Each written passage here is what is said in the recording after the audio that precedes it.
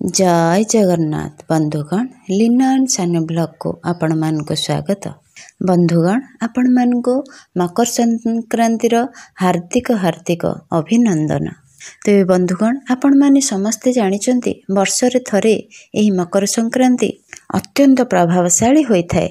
एही दिन जो व्यक्ति कौनसी भी गोटे उपाय को श्रद्धा एवं भक्ति सहकारे करिथाय तेबे सूर्य देवंकर आशीर्वाद ताकु लाभ होइथाय। एही मकर संक्रांति को बा एही पर्वटी को अन्य राज्य मानंकरे विभिन्न नामरे मध्य पालन करा जाए। जेमिति कि तमिलनाडु रे एहाकु पोंगल भावे पालन करा जाए। मकर संक्रांति ठु आरंभ करी 3 दिन जाए बहुत बड़ यात्रा मध्य होइथाय तमिलनाडु रे। तेबे बंधुगण आपण माने समस्ते जानिछंती एई जो पर्वटी जहा रहिछि एहा एक हमर हिंदू धर्म रे एक बड़ पर्व। एही पर्वटी को श्रद्धा और भक्तिर सहकारे पालन कले प्रभुंकर भक्ति एवं ईश्वरंकर आशीर्वाद प्राप्त होइथाय। बंधुगण आपण माने कोन जानिछंती कि एही पवित्र मकर संक्रांति रे केउ कार्य करिबा द्वारा मनुष्य को कोटि जन्म पुण्यर लाभ होइथाय एवं समस्त पापर विनाश होइथाय एवं एही मनुष्य जीवन रे ताकु समस्त कार्यर सफलता मिलिथाय। तेबे जो मनुष्य जीवन रे अनेक बाधा विघ्न आसुछि एवं केउ कार्य कले भी सफलता प्राप्त हेउनाही, कार्यटी जेते सफलतार सहित करले भी जेते बल प्रयोग कले भी ताहा सफलता मिली न थाए। तेबे सेमानंक पई रहिछि किछि खास उपाय। आपण माने समस्ते जानिछंती कि मकर संक्रांति दिन प्रभु सूर्य नारायण गोटिए राशिरु धनु राशिरु मकर राशि को प्रवेश करिथांती एवं से पुणी एही मकर संक्रांति ठारू 1 मास पर्यंत मकर राशि रे चलन करिथांती। तेबे सूर्य देवता हेउछंती सकल शक्तिर आधार। जो व्यक्तिर कुंडली रे सूर्य देव शक्ति भावरे थांती सेही व्यक्ति तार जीवन रे सब किछि प्राप्त करिथाय। सूर्य देवंक आशीर्वाद रु जणे व्यक्ति कर्म प्राप्ति मध्य करिथाय, शिक्षा रे मध्य उच्च फल लाभ करिथाय, संसार रे सुख मध्य लाभ करिथाय, ऐश्वर्य सुख मध्य भोग करिथाय एवं ईश्वरंक कृपा मध्य लाभ करिथाय। एवं जो व्यक्तिर कुंडली रे सूर्यदेव नीचरे थांती बा अशुभ ग्रह मानंक पीड़ा भोग करिथांती सेमाने विभिन्न कष्ट भोग करिथांती। कार्य रे विभिन्न क्षेत्र रे असफलता भोग करिबा सहित घर और परिवार मध्य रे मध्य असंतोष लागि रहिथाय। कर्म क्षेत्र रे मध्य अशांति लागि रहिथाय। जेते चेष्टा करिबा सत्ते मध्य ताकु कर्मर प्राप्ति जमा भी होई न थाए। बंधुगण आपण माने समस्ते जानिछंती कि जदि कुंडली रे सूर्य देवंकर ग्रह शक्ति शुभ थाए, जदि सूर्यदेव मजबूत थांती तेबे सेही व्यक्ति अवश्य सरकारी क्षेत्र रे कर्म नियुक्ति प्राप्त करिथाय। तेबे सूर्यदेव एपरि एक ग्रह अटंती जहांकर आशीर्वाद रे समस्त संसार चलप्रचल होइथाय एवं एही साधारण मनुष्य माने सूर्य देवंकर आशीर्वाद लाभ करिबा सहित निजर भाग्य उदय मध्य करि परिबे। तेबे सूर्य देवंकर आराधना करिया पई सबुठारु एक पवित्र एवं महान दिन हेउछि संक्रांति एवं सेथि मध्यरु एक महान संक्रांति हेउछि मकर संक्रांति। तेबे बंधुगण जदि आपण माने प्रभु सूर्य नारायण को सच्चा मन रे भक्ति करंती एवं विश्वास करंती, जदि मकर संक्रांतिर पर्वटी को पालन करंती तेबे एही भिडियोटी को लास्ट पर्यंत निश्चय देखंतु एवं भिडियोटी को लाइक करी सब्सक्राइब मध्य निश्चय करंतु एवं सच्चा हृदय रे जय आदित्य नारायण जय सूर्यदेव बोली कमेंट बॉक्स रे निश्चय लिखंतु बा ओम सूर्य नारायण नमः बोली कमेंट बॉक्स रे निश्चय लिखंतु। तेबे मो तरफरु आपण मानकर समस्तंकर आगामी जीवन सुखप्रद हो एहा मोर प्रभु सूर्य नारायण निकट रे प्रार्थना। बंधुगण एहा पर मु आपण मानक पई गोटे खास उपाय नहीं आसीछि जहाकू एही पवित्र मकर संक्रांति रे करिबा द्वारा आपणकर जीवनर समस्त कष्ट दूर हेबो। ସମସ୍ତ କାର୍ଯ୍ୟରେ ସଫଳତା ଲାଭ କରିବେ। ସମାଜରେ ମାନ ସମ୍ମାନର ସହିତ କର୍ମକ୍ଷେତ୍ରରେ କର୍ମଯୋଗୀ ହୋଇ ରହିବେ ଏବଂ ଆପଣଙ୍କୁ ସର୍ବକ୍ଷେତ୍ରରେ ବିଶିଷ୍ଟତା ଲାଭ ହେବ। ସେଥିମଧ୍ୟରୁ ଏହି ପ୍ରଥମ ଉପାୟଟି ହେଉଛି ଏହି ପବିତ୍ର ମକର ସଂକ୍ରାନ୍ତି ଦିନ ଯଦି ଆପଣ କୌଣସି ନଦୀରେ ସ୍ନାନ କରନ୍ତି, ସବୁଠାରୁ ଭଲ ହେବ ଯଦି ଆପଣ ଗଙ୍ଗା ନଦୀରେ ସ୍ନାନ କରନ୍ତି। ଯଦି ଆପଣ ଗଙ୍ଗା ନଦୀରେ ସ୍ନାନ କରିପାରୁନାହାନ୍ତି ବା କୌଣସି ନଦୀରେ ବି ସ୍ନାନ କରିପାରୁନାହାନ୍ତି, ଅବଶ୍ୟ ଆପଣ ଯେଉଁ ଜଳରେ ସ୍ନାନ କରୁଛନ୍ତି ସେଥିରେ କିଛି ଗଙ୍ଗା ଜଳ ମିଶାଇ ଦିଅନ୍ତୁ।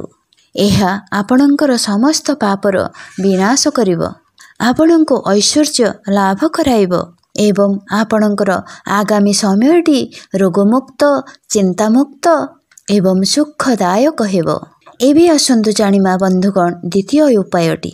ଦ୍ୱିତୀୟ ଉପାୟଟି ହେଉଛି ଏହି ପବିତ୍ର ମକର ସଂକ୍ରାନ୍ତିରେ ଆମର ଯେଉଁ ପ୍ରକୃତି ଅଛି, ଜୀବଜନ୍ତୁ, ପକ୍ଷୀ ବା ପଶୁ ଅଛନ୍ତି, ସବୁଠାରୁ କହିବାକୁ ଗଲେ ସବୁଠାରୁ ପବିତ୍ର ପଶୁ ହେଉଛନ୍ତି ଆମର ଗୋମାତା ବା ଗାଈ। ତେବେ ଗୋମାତାଙ୍କୁ ଅବଶ୍ୟ ଖାଇବା ପାଇଁ କିଛି ଦିଅନ୍ତୁ। ଗୋମାତାଙ୍କ ଆଶୀର୍ବାଦରେ ଆପଣଙ୍କୁ ବହୁତ କିଛି ଲାଭ ହୋଇଥାଏ। ବହୁତ ଲୋକ ବିଶ୍ୱାସ କରନ୍ତି ନାହିଁ ଏହି ଉପାୟକୁ, କିନ୍ତୁ ଏହା ସତ୍ୟ। ଯଦି ଶ୍ରଦ୍ଧା ଏବଂ ଭକ୍ତିରେ କୌଣସି ବି ଉପାୟକୁ କରାଯାଇଥାଏ ତାହା ଅବଶ୍ୟ ଫଳପ୍ରଦ ହୋଇଥାଏ। ତେବେ ବନ୍ଧୁ, ମକର ସଂକ୍ରାନ୍ତିରେ ଶ୍ରଦ୍ଧା ଏବଂ ଭକ୍ତିରେ ବା ସ୍ନେହରେ ଆପଣଙ୍କ ଘରେ ଗୋଟିଏ ରୁଟି ବନାଇ ସେହି ରୁଟିରେ କିଛି ଦେଶୀ ଘିଅ ଲଗାଇ ଏବଂ ଗୁଡ଼ ଲଗାଇ ଗାଈକୁ ଖାଇବା ପାଇଁ ଦିଅନ୍ତୁ। ଏହାଦ୍ୱାରା ଆପଣଙ୍କୁ କୋଟି ପୁଣ୍ୟ ପ୍ରାପ୍ତ ହେବ ଏବଂ ସମସ୍ତ କାର୍ଯ୍ୟରେ ସଫଳତା ଲାଭ କରିବେ। ଯେଉଁ କାର୍ଯ୍ୟ କରିବା ପୂର୍ବରୁ ବା ଯଦି ଆପଣ କୌଣସି ନୂତନ କାର୍ଯ୍ୟ ଆରମ୍ଭ କରିବାକୁ ଯାଉଛନ୍ତି, ଯଦି ସେହି କାର୍ଯ୍ୟରେ କିଛି ବାଧା ଆସୁଛି, କୌଣସି କାର୍ଯ୍ୟ କରିବାକୁ ଚିନ୍ତା କରୁଛନ୍ତି ତାହା କରିପାରୁନାହାନ୍ତି, ସେହି କାର୍ଯ୍ୟଟି ଆପଣ ଆରମ୍ଭ କରିବା ପୂର୍ବରୁ ଗୋମାତାଙ୍କୁ ଖାଇବାକୁ ଦିଅନ୍ତୁ ଏବଂ ତାଙ୍କର ସେବା କରନ୍ତୁ।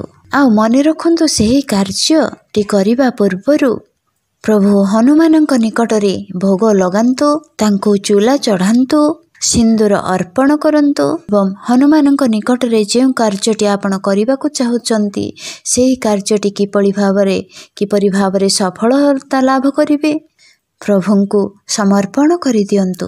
ତେବେ ବନ୍ଧୁଗଣ, ଆପଣମାନେ ନିଶ୍ଚୟ ଶୁଭ ଫଳ ପ୍ରାପ୍ତ କରିବେ। ତେବେ ବନ୍ଧୁଗଣ, ଏବେ ଆସନ୍ତୁ ଜାଣିବା ଅନ୍ୟ ଉପାୟଟି କ'ଣ।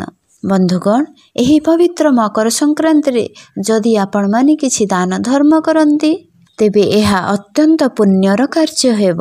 ମନେ ରଖିବେ, ଏହି ମକର ସଂକ୍ରାନ୍ତିରେ ରାଶିର ଲଡ଼ୁ ବା ମୁଆଁ ହେଉ ବା ବାଦାମର ଲଡ଼ୁ ହେଉ ଯଦି କୌଣସି ଛୋଟ ଛୁଆଙ୍କୁ ଖାଇବାକୁ ଦିଅନ୍ତି ତେବେ ଏହାଦ୍ୱାରା ଆପଣଙ୍କୁ ଆଶୀର୍ବାଦ ଲାଭ ହୋଇଥାଏ। ବହୁତ ଗୁଡ଼ାଏ ସୁଖ ଆପଣଙ୍କ ଭାଗ୍ୟରେ ଲେଖା ହୋଇଥାଏ। ଏହା ସତ୍ୟ ଅଟେ। ଏହା ସହିତ ପବିତ୍ର ମନରେ ଆପଣ ସୂର୍ଯ୍ୟ ନାରାୟଣଙ୍କୁ ଜଳ ଅର୍ପଣ କରନ୍ତୁ। ଏହା ଆପଣଙ୍କ ଭାଗ୍ୟରେ ଉନ୍ନତି ଆଣିଦେବ। ତେବେ ଭାଗ୍ୟରେ ପରିବର୍ତ୍ତନ ଆଣିବା ପାଇଁ ହେଲେ ଆପଣ ପ୍ରତ୍ୟେକ ଦିନ ସ୍ନାନ ପରେ ସୂର୍ଯ୍ୟ ଦେବତାଙ୍କୁ ଜଳ ଦାନ କରନ୍ତୁ। ଆପଣମାନେ ଜାଣିଛନ୍ତି, ଈଶ୍ୱର ଯଦି ଆମେ କାହାକୁ ଦେଖିପାରୁଛନ୍ତି ସେ ହେଉଛନ୍ତି ବାପା ମା। ଆଉ ଜଣେ ଯାହାକୁ ଆମେ ଦେଖିପାରୁଛେ ସେ ହେଉଛନ୍ତି ଆଦିତ୍ୟ ନାରାୟଣ ବା ସୂର୍ଯ୍ୟଦେବ, ଯିଏକି ହେଉଛନ୍ତି ସକଳ ଶକ୍ତିର ଆଧାର। ଅବଶ୍ୟ ତାଙ୍କୁ ଜଳଦାନ କରନ୍ତୁ। ତେବେ ଏହି ପବିତ୍ର ସଂକ୍ରାନ୍ତିରେ ଆପଣ ଯେତେବେଳେ ସୂର୍ଯ୍ୟଙ୍କୁ ଜଳଦାନ କରିବେ, ସେହି ଜଳରେ ଟିକେ ଗୁଡ଼, 7ଟି ଚାଉଳ, ଗୋଟା ବା ଅକ୍ଷତ ଚାଉଳ, ଏହା ସହିତ ଟିକେ ନାଲି ସିନ୍ଦୁର ଏବଂ ଗୋଟିଏ ମନ୍ଦାର ଫୁଲ ସୂର୍ଯ୍ୟ ନାରାୟଣଙ୍କୁ ଅର୍ପଣ କରନ୍ତୁ। କାହିଁକି ନା ଏହି ସବୁ ଜିନିଷ ଆଦିତ୍ୟ ନାରାୟଣ ବା ସୂର୍ଯ୍ୟଦେବଙ୍କର ଅତ୍ୟନ୍ତ ପ୍ରିୟ ଅଟେ। ଯେଉଁ ବ୍ୟକ୍ତି ଶ୍ରଦ୍ଧା ଓ ଭକ୍ତିରେ ସୂର୍ଯ୍ୟ ନାରାୟଣଙ୍କୁ ଏହିସବୁ ଦ୍ରବ୍ୟ ମିଶାଇ ଜଳ ଅର୍ପଣ କରିଥାଏ ତାକୁ ତ ନିଶ୍ଚୟ ମହାପ୍ରଭୁଙ୍କର ସୂର୍ଯ୍ୟନାରାୟଣଙ୍କର ଆଶୀର୍ବାଦ ଲାଭ ହୋଇଥାଏ। ଏବଂ ଯେତେବେଳେ ଆପଣମାନେ ସୂର୍ଯ୍ୟନାରାୟଣଙ୍କୁ ଏହି ସବୁ ଅର୍ଘ୍ୟ ପ୍ରଦାନ କରିଥାନ୍ତି ତେବେ ସୂର୍ଯ୍ୟଦେବଙ୍କୁ ସେହି ସମୟରେ ଏହି ମନ୍ତ୍ରଟିକୁ ଜପ କରିଥାନ୍ତୁ। ତେବେ ମନ୍ତ୍ରଟିକୁ ଧ୍ୟାନର ସହକାରେ ଶୁଣନ୍ତୁ। ओम ग्रीण सूर्याय नमः। ओम ग्रीण सूर्याय नमः। ଏହି ମନ୍ତ୍ରଟିକୁ 11 ଥର ଜପ କରି ସୂର୍ଯ୍ୟ ନାରାୟଣଙ୍କୁ 11 ଥର ଜଳ ପ୍ରଦାନ କରନ୍ତୁ। ଏହା କରିବା ଦ୍ୱାରା ଆପଣମାନଙ୍କୁ ଅବଶ୍ୟ 100% ସୂର୍ଯ୍ୟଦେବଙ୍କର ଆଶୀର୍ବାଦ ଆପଣମାନଙ୍କ ଉପରେ ରହିବ ବା ଆପଣମାନଙ୍କୁ ଲାଭ ହେବ। ତେବେ ଦିନଯାକ ଯେତେବେଳେ ବି ଆପଣଙ୍କ ନଜର ସୂର୍ଯ୍ୟଦେବଙ୍କ ଉପରେ ପଡ଼ୁଛି ନା, ତେବେ ସେତେବେଳେ ଆପଣ ଅବଶ୍ୟ ତାଙ୍କୁ ନମସ୍କାର କରନ୍ତୁ। ଏହା ସହିତ ଏହି ପବିତ୍ର ମକର ସଂକ୍ରାନ୍ତିରେ ଆପଣ ଗରିବ ଗୁରୁବାଙ୍କୁ ଯେତିକି ଆପଣଙ୍କର ସକ୍ଷମ ଦାନ ଦିଅନ୍ତୁ। ଏହା ଅତ୍ୟନ୍ତ ଶୁଭପ୍ରଦ ଅଟେ। ଯାହା କିଛି ବି ମିଶ୍ରି ଦାନା ହେଉ, ଚକୋଲେଟ୍ ହେଉ, ପିନ୍ଧିବା ଜିନିଷ, କୌଣସି ସାର୍ଟ ପ୍ୟାଣ୍ଟ, ଯେକୌଣସି ଜିନିଷ, ଗୋଟିଏ ପେନ୍ ହେଉ, ଯାହା କିଛି ବି ଦାନ କଲେ ବି ଚଳିବ। ତାର ଯେଉଁ ଜିନିଷଟି ଆବଶ୍ୟକ ସେଇ ଜିନିଷଟି ଦେଲେ ଆପଣଙ୍କର ଅତ୍ୟନ୍ତ ଶୁଭ ହେବ। ସେହି ଲୋକଟିର ଦିନଚର୍ଯ୍ୟାରେ ଯେପରି ସେଇ ବସ୍ତୁଟି ବା ଜିନିଷଟି ଦେଇଥିବେ ସହାୟ ହେବ, ତାହା ହେଲେ ଆପଣଙ୍କୁ ବହୁତ ଶୁଭ ଫଳ ଲାଭ ହେବ। ତେବେ ଏହି ଦାନ କଲେ ଏହି ପବିତ୍ର ମକର ସଂକ୍ରାନ୍ତି ଦିନ ବହୁତ ପୁଣ୍ୟ ଲାଭ ହୋଇଥାଏ। ସେହିଦିନ ଯଦି ଆପଣମାନେ କାହାକୁ ସାହାଯ୍ୟ କରନ୍ତି ବା କୌଣସି ସାମାଜିକ ସେବା କରନ୍ତି, କିଏ ବିପଦରେ ପଡ଼ିଥିଲେ ତାକୁ ଉଦ୍ଧାର କରନ୍ତି, ଯଦି ଆପଣମାନଙ୍କୁ ଏମିତି କୌଣସି କାର୍ଯ୍ୟ କରିବା ପାଇଁ ସୁଯୋଗ ମିଳିଥାଏ, ତେବେ ଏହି ମକର ସଂକ୍ରାନ୍ତି ଦିନ ଏହି କାର୍ଯ୍ୟ କଲେ ଆପଣଙ୍କୁ ବହୁତ ଶୁଭ ଫଳ ଲାଭ ହୋଇଥାଏ। ତେବେ ବନ୍ଧୁଗଣ, ଏହି ଥିଲା ଏହି ମକର ସଂକ୍ରାନ୍ତିରେ କିଛି କରିବାର ଉପାୟ। ଆପଣମାନଙ୍କୁ ଯଦି ମୋର ଏହି ଭିଡ଼ିଓଟି ଆପଣମାନଙ୍କ ମନକୁ ଛୁଇଁଛି, ଆପଣମାନଙ୍କୁ ଭଲ ଲାଗିଛି, ତାହେଲେ ଲାଇକ୍, ସେୟାର, ସବସ୍କ୍ରାଇବ୍ ଆଉ କମେଣ୍ଟ କରିବାକୁ ଜମା ବି ଭୁଲିବେନି। ଆଉ ଶେଷରେ ଜୟ ସୂର୍ଯ୍ୟନାରାୟଣ, ଜୟ ଆଦିତ୍ୟ ନାରାୟଣ, ଜୟ ଜଗନ୍ନାଥ ଲେଖିବାକୁ ଜମା ବି ଭୁଲିବେନି। ରହୁଛି ବନ୍ଧୁଗଣ, ଜୟ ଜଗନ୍ନାଥ।